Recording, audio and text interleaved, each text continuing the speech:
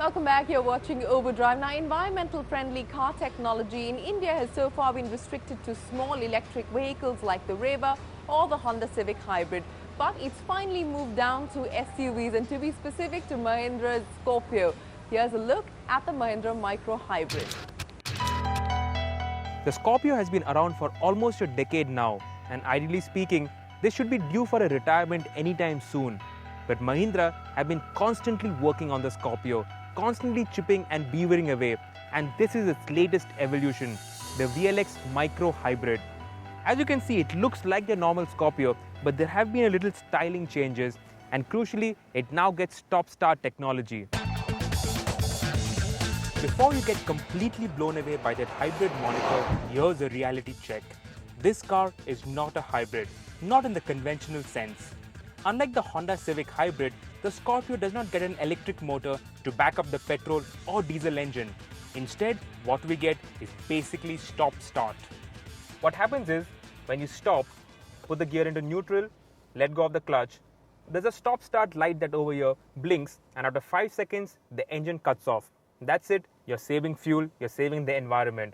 When you got to get moving, press the clutch, the car starts up again, put it into first, and get moving. It does save fuel, and around the world, stop-start is used in a lot of city cars to save fuel in stop-start and city traffic conditions. But when the engine cuts off, the AC also cuts off. And in sweltering Indian summers, it can get quite hot in here. And I wonder how many would actually let the engine cut off. If you're willing to overlook the perspiration, this system does make a difference.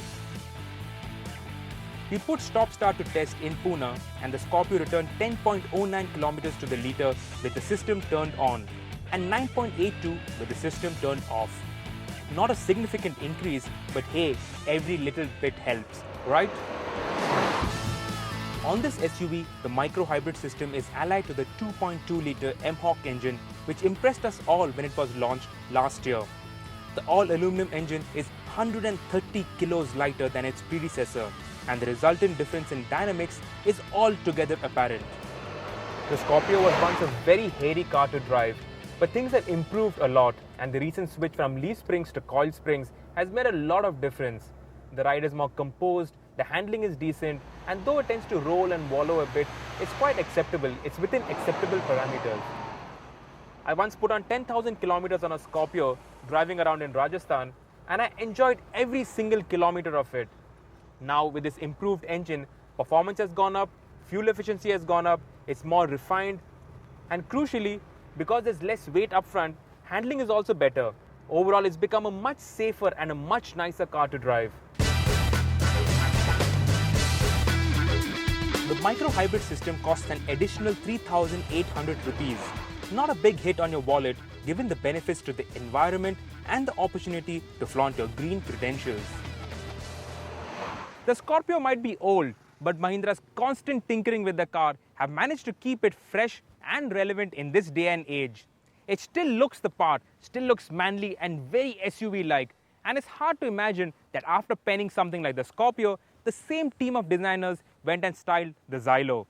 But that's a different story. As for the Scorpio, well, today in which SUV do you get automatic transmission? In the Scorpio, you can get optional 4-wheel drive in this car. You get captain seats at the rear, which make this a comfortable long-distance tourer. It actually suits many needs and many requirements. And clearly, this thing is a cut above its competition right now.